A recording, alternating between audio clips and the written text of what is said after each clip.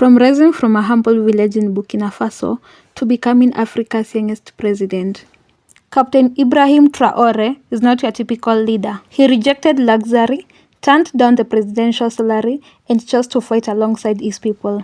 In a world full of hungry rulers, Traore stands tall as a symbol of hope, sacrifice, and African pride.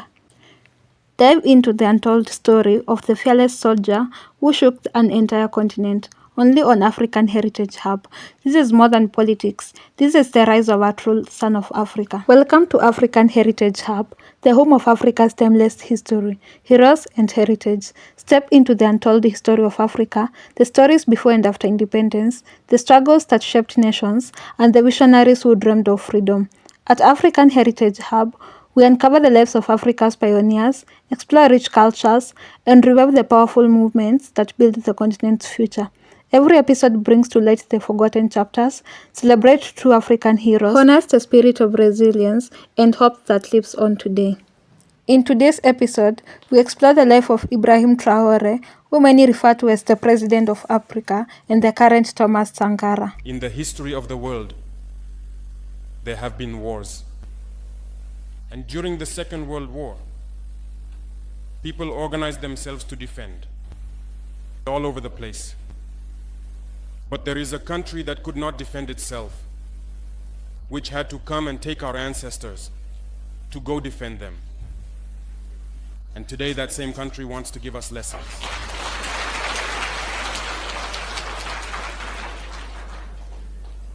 The pot calling the kettle black. No, you are the descendants of those same ancestors who went to defend others. Ibrahim Traore is the current president of Burkina Faso. He became president after a military takeover on 30th September 2022.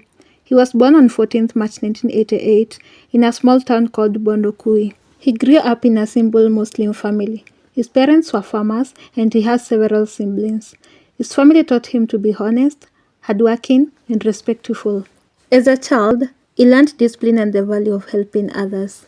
He was good in school and later studied geology at the University of Ouagadougou. While in university, he also joined student protests.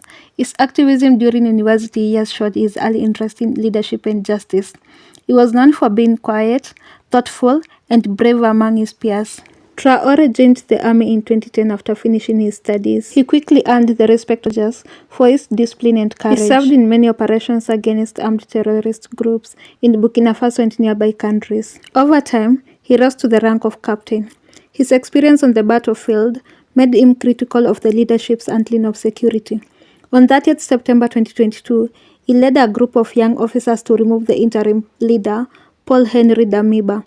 They believed Damiba had failed to stop the attacks from terrorists. Traore promised to do more to protect the people.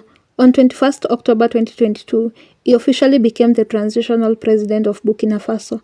He was only 34 years, making him the youngest leader in Africa at that time. Since Traore became president, Burkina Faso has remained in a state of emergency in many areas due to terrorist attacks. He created special defense groups made up of volunteers to help the army. He also asked young people to join the army to help protect their country. In May 2024, the government announced that they would stay in power for 5 more years. This means elections planned for July 2024 were postponed. The reason they gave was the country was still unsafe. The plan is to hold the elections earlier if security gets better.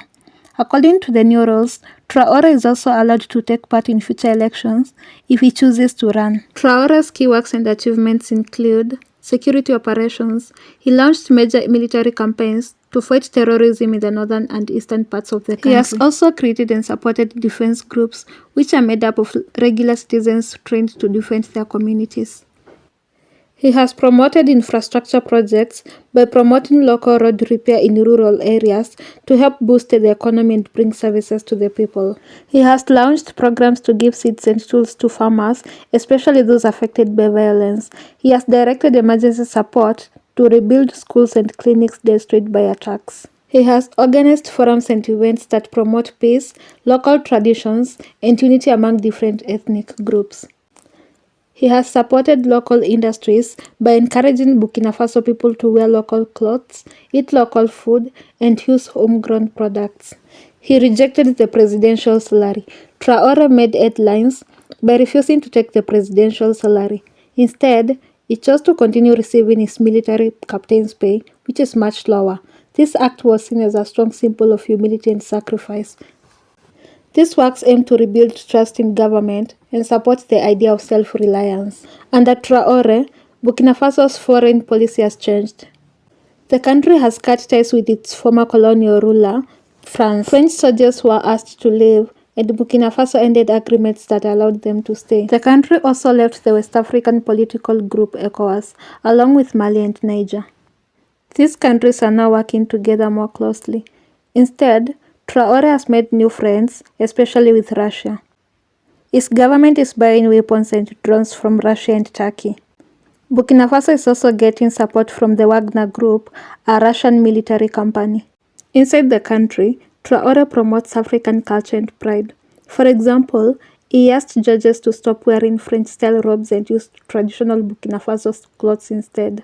This shows his belief in African identity and freedom from foreign control. Traore is known to live a simple life. He does not appear in the media, and little is known about his private life. He is married, but he keeps his family out of public attention. His wife has been seen at a few official events, always dressed modestly and respectfully. They have children, though the names are not made public, for safety and privacy. People close to him say he is serious, disciplined, and not interested in luxury. He often speaks about sacrifice and duty to the nation. He wants young Africans to believe in themselves and build strong and free nations. Many people, especially in rural areas, see him as a symbol of hope. His speeches often focus on unity, self-reliance, and the importance of Africa controlling its own future. The next few years will be very important for Burkina Faso. Traore faces many challenges, improving security, helping displaced families, and growing the economy. The world is watching to see if he can bring peace while also respecting human rights. If he succeeds, he could become one of Africa's most important leaders. For now, he remains a powerful and controversial figure. In November 2023, Burkina Faso Council of Ministers approved the construction of the country's first gold refinery. This marked a significant development in Burkina Faso's gold sector, aiming to capitalize on the nation's growing gold mining industry. Traore seeks to gain more control over its gold resources by refining gold domestically rather than exporting unrefined materials. This would increase government revenue and economic benefits from the gold sector. The refinery is set to create 100 new jobs and 5,000 new indirect jobs. With the refinery producing roughly 400 kgs of gold daily. In February 2024, Traore ordered the suspension of the issuance of export permits for small-scale private gold production, a move reportedly aimed at tackling illicit trade, which consists of smuggling gold abroad, avoiding taxes and regulations, and cleaning up the artisanal gold sector. This suspension aims to crack down on such activities and to ensure that exported gold is properly documented and contributes to the government revenue. The government hopes this suspension will establish a more formal and accountable system for exporting small-scale produced gold. Traore says, and I quote, "They keep telling me I will die like Gaddafi, Thomas Sankara, or any young leader that tried to make Africa better. I am not scared, and I won't regret dying for my people." Ibrahim Traore's story reminds us that leadership is not about power. It is about sacrifice, service, and standing up for your own people. In a time when many chase wealth and fame, it shows humility, discipline, and Pan-African pride. Whether you agree with all his treasures or not, one thing is clear. Africa is rising, and it's being led by bold sons and daughters who refuse to bow down. Thank you for watching African Heritage Hub. If this story inspired you, like, share, and subscribe. Let's keep telling our stories, celebrating our heroes, and building the Africa we believe in. This is African Heritage Hub, honoring the spirit of Africa. See you soon.